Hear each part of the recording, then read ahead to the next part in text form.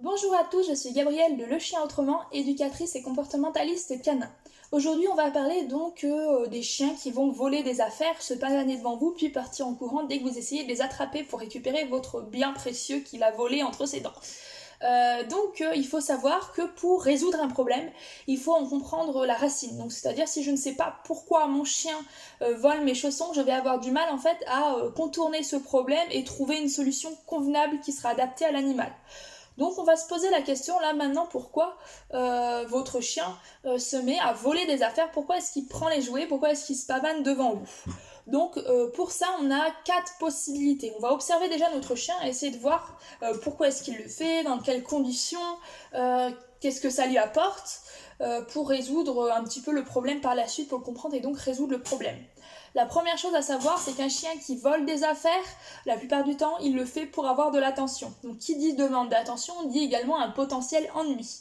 Donc sachez voilà qu'un chien, ça a besoin dans la journée qu'on l'occupe, qu'on lui fasse faire des activités d'enrichissement mental, donc de la mastication, de la recherche, des jeux d'intelligence, etc., etc., qu'on enrichisse son environnement au même titre que les animaux dans les zoos. Vous voyez, souvent, on leur met des activités d'enrichissement tous les jours pour qu'ils puissent s'occuper. Là, c'est pareil pour nos chiens. Il faut absolument que tous les jours, ils aient une activité qu'ils puissent faire, donc de la recherche, de la mastication, tout plein d'activités qui leur permettront en fait d'être tranquilles, de ne pas s'ennuyer et donc d'éviter d'avoir ces comportements-là pour attirer votre attention. Donc ça, la première possibilité, c'est que votre chien s'ennuie. La deuxième possibilité qui est la plus fréquente, ça va être en fait que votre chien, quand il prend une affaire et qu'il se pavane devant vous, il sait très bien que vous allez lui courir après et que ça va partir en jeu incroyable de course-poursuite. Il va donc s'occuper dans un premier temps et également avoir beaucoup de fun en fait à vous faire courir dans toute la maison. Il va trouver ça super chouette et donc reproduire ce comportement dès qu'il s'ennuie un peu ou dès qu'il a envie de jouer ou de se dépenser. Donc ça c'est la troisième raison. La dépense physique peut aussi amener, le besoin de cette dépense physique peut amener également à ce comportement-là. Le chien essaie lui-même d'assouvir son besoin, c'est normal. Hein. S'il a besoin, il faut absolument que ce besoin soit comblé. Mais voilà, la première, ça a la possibilité que le chien s'ennuie. La deuxième, c'est que ça amène un moment qui est super sympa pour le chien. La troisième, c'est la dépense physique qui est pas assez prise en compte. En fait, le chien ne se dépense pas assez dans la journée ou pas comme il faut. Et la quatrième raison, ça va être le besoin de mastication. Donc, c'est-à-dire qu'un chien, c'est un animal qui a un besoin réel, donc c'est un réel besoin de mastiquer dans la journée pour apaiser les tensions, pour se fatiguer mentalement, pour se poser, pour être occupé si on veut. C'est pour ça qu'on remarque qu'il y a beaucoup de chiens qui font de l'anxiété de séparation, qui vont mâchouiller des choses pour s'apaiser, ou bien dès qu'ils s'ennuient, ils vont aller détruire un coussin ou ce genre de choses. Donc voilà, on a ces 4 raisons. Donc pour la deuxième étape qui va être donc de commencer à régler ce problème, on va devoir répondre à ces besoins-là. Donc le besoin qui va être dans l'ennui en fait, si on veut le besoin de s'occuper, on va mettre différentes activités d'enrichissement mental dans le quotidien de votre chien. C'est-à-dire par exemple, je vais mettre en place une ou deux activités de recherche dans la journée en éparpillant sa ration de croquettes dans le jardin ou dans un petit coin d'herbe ou dans un tapis de fouille, etc. Faut être un peu ingénieux, créatif si on veut. Je vais faire des activités de mastication, donc ça me permettra également de régler mon besoin de mastication qu'on verra tout à l'heure. Je peux faire des activités d'obéissance pour le fatiguer. Je vais faire des balades également. Un chien, même en jardin. Moi j'ai un jardin, Sacha est sorti tous les jours, au moins 1 heure. Faut pouvoir sortir son chien, c'est important. Quand on prend un chien, on prend pas une statue, faut pouvoir s'en occuper. Sinon on prend pas le chien, tout simplement.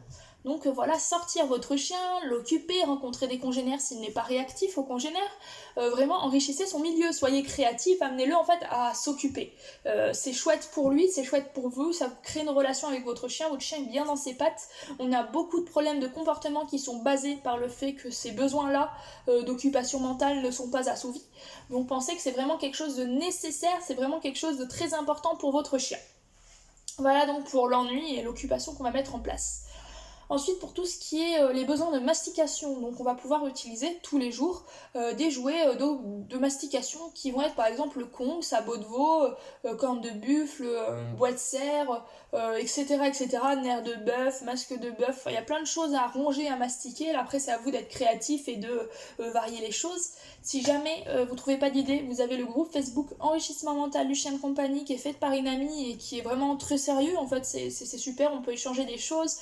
Si vous avez une idée, vous pouvez la partager. Si vous avez besoin de trouver une idée, hop, on vous conseille ou vous voyez de nouveaux partages sur le groupe. Donc c'est très enrichissant comme groupe, vous pouvez y aller sans problème pour vous aider à occuper votre animal. Donc ça, c'est les 2 principaux besoins, le besoin de s'occuper et le besoin de mastiquer. on va avoir également le besoin de se dépenser physiquement, pardon.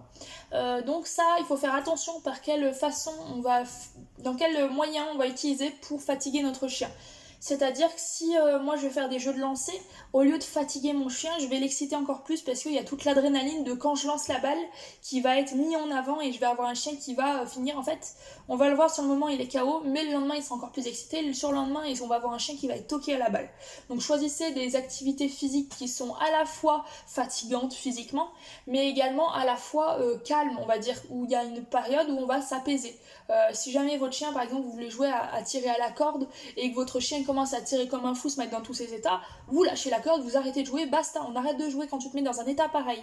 Faut le faire comprendre au chien. Tu t'excites trop, on joue plus. Tu montes en pression, on joue plus. Vous pouvez jouer également à la course, parce que si un chien vous court après, aime bien qu'on lui court après dans la maison, il peut également aimer bien le faire dehors dans d'autres situations, dans d'autres circonstances.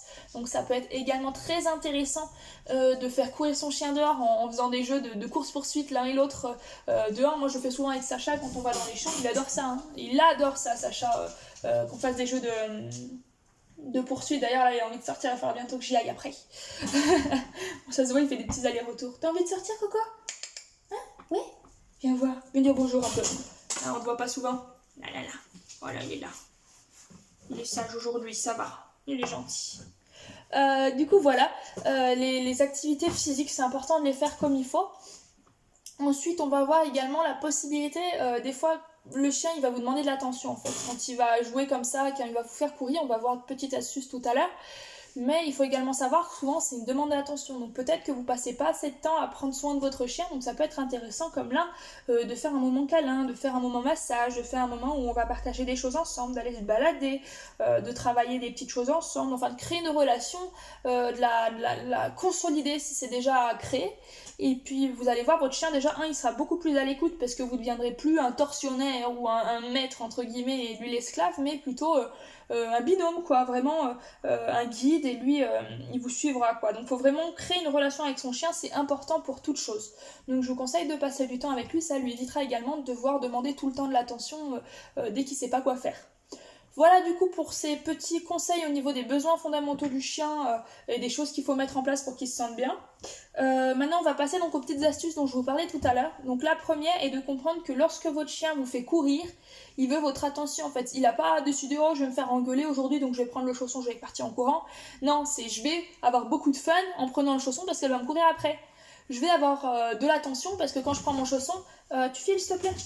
Tu me casses les pieds là, poser trop ta tête. Quand je vais demander de l'attention, là par exemple Sacha il essaie de me pousser le bras pour avoir des câlins. Quand je vais faire ça, et ben je vais avoir de l'attention et le chien comprend vite ce qui apporte de l'attention et ce qui n'en apporte pas. Donc nous on peut jouer de ça. Donc c'est-à-dire que là par exemple Sacha il m'a demandé de l'attention en me levant le bras, bah moi c'est pas quelque chose qui me plaît, j'aime pas qu'on me force comme ça, donc ben tu fais ça, ok, moi je te parle pas et j'interagis pas avec toi. Donc faut faire pareil avec votre chien. Lorsqu'il pique des objets devant vous, vous ne réagissez pas, vous ne le regardez pas, vous ne touchez pas, vous ne parlez pas. S'il y a un de ces facteurs qui est mis en avant durant les exercices, votre chien va recommencer. Parce qu'imaginez qu'à sa place, c'est comme si à chaque fois que l'humain vous regarde, vous recevez 5 euros, à chaque fois qu'il vous parle, vous recevez des euros, à chaque fois qu'il vous touche, vous recevez 20 euros. Je peux vous assurer que vous allez en piquer tous les jours des jouets pour avoir tous ces sous. Et votre tirelire, elle va être bien remplie à la fin. Donc imaginez-vous à la place de votre chien et dites-vous que s'il le fait, c'est pas pour rien, c'est qu'il obtient quelque chose derrière. Ou qu'il évite quelque chose de dérangeant. Mais là, c'est vraiment, il obtient quelque chose derrière. Donc, ignorez votre chien à 100% lorsqu'il fait ce genre de comportement. Je sais que c'est pas facile quand c'est des objets de valeur, c'est pourquoi je vous conseille de mettre tout en hauteur et de mettre en bas, en fait, des choses que vous en fichez que si le chien le détruit. Il faut que ça ressemble à des objets du quotidien, donc pour que le chien se dise que ça a de la valeur à vos yeux. Mais faut pas que ça en soit. Comme ça, au moins, vous êtes sûr que si vous abîmez pas vos affaires. Vous mettez un vieux torchon troué, une Barbie avec la tête découpée, qui est cassée, hein, vous découpez pas la tête de la Barbie. Mais vous allez mettre, par exemple, plein de choses qui sont inutiles pour vous et que lui va penser que c'est une ressource importante pour vous et que vous allez lui courir après. Donc, dès que votre chien prend ces affaires-là, vous l'ignorez, vous le regardez pas, voire vous changez de pièce si vraiment il se montre insistant et qu'il essaie de vous le tendre presque l'objet. Voilà du coup pour ça. Il faut maintenant, une fois que votre chien commence à comprendre que ça sert à rien de prendre les objets, il faut utiliser le renforcement positif. Si je fais que du punitif, donc retirer mon attention, c'est une punition en soi, c'est retirer quelque chose d'agréable, c'est ce qu'on utilise en éducation positive.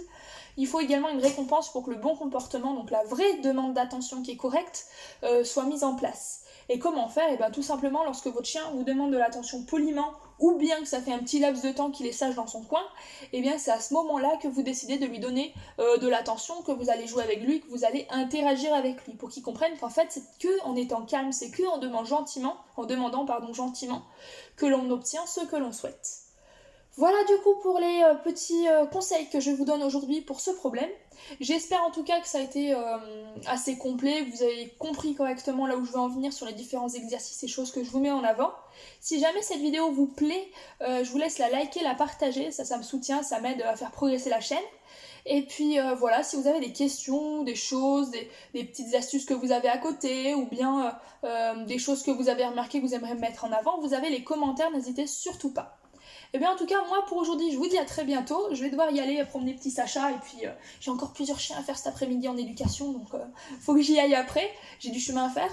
Et puis moi je vous dis à très bientôt. J'espère en tout cas que vous passez une bonne journée, que vos toutous vont bien et je vous souhaite d'ailleurs par avance de bonnes fêtes parce que c'est bientôt la fête de Noël et du jour de l'an, donc c'est super, on passe tous un bon moment.